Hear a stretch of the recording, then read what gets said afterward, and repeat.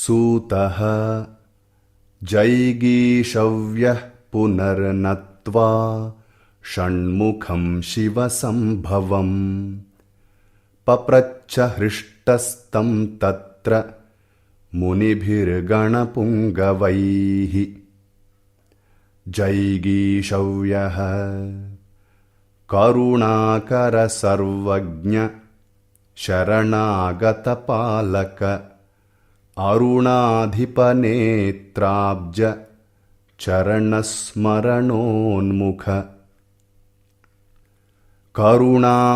करुणावरुणाम्भोधे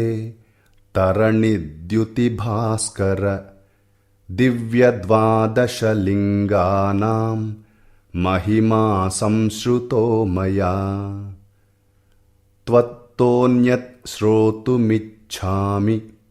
शिवाख्यानमनुत्तमम् त्वद्वाक्यकञ्जपीयूषधाराभिः पावयाशु माम् सूतः इति तस्य गिरा तुष्टः षण्मुखः प्राहतं मुनिम् श्रीषण्मुखः शृणुत्वमगजाकान्तेनोक्तं ज्ञानमहार्णवम्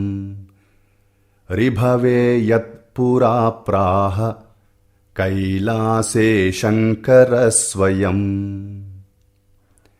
ब्रह्मसूनुः पुरा विप्रो गत्वा नत्वा महेश्वरम् ऋभुर्विभुं तदा शम्भुं तुष्टावप्रणतो मुदा ऋभुः दिवामणिनिशापतिस्फुटकृपीटयो निस्फुरत् ललाटभसितोल्लसद्वरत्रिपुण्ड्रभागोज्ज्वलम् भजामि भुजगाङ्गदं विधृतसामि सोमप्रभा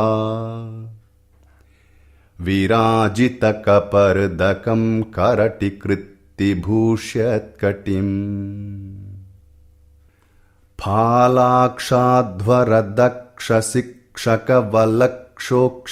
फालाक्षाध्वरदक्षशिक्षकवलक्षोक्षेशवाहोत्तम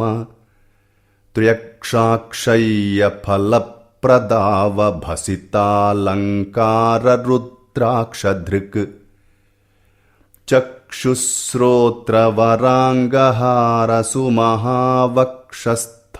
चक्षुस्रोत्रवराङ्गहारसुमहावक्षस्थलाध्यक्षमाम् भक्षीभूतगरप्रभक्ष भगवन् भिक्ष्वच्यपादाम्बुज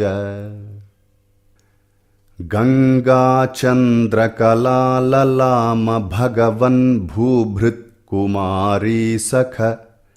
स्वामिंस्ते पदपद्मभावमतुलं कष्टापहं देहि मे तुष्टोऽहं शिपिविष्टहृष्टमनसा भ्रष्टान्न मन्ये हरि ब्रह्मेन्द्रानमरान्त्रिविष्टपगतान्निष्ठा हि मे तादृशी नृत्ताडम्बरसज्जटा पटलिका भ्राम्यन्महोडुच्छटा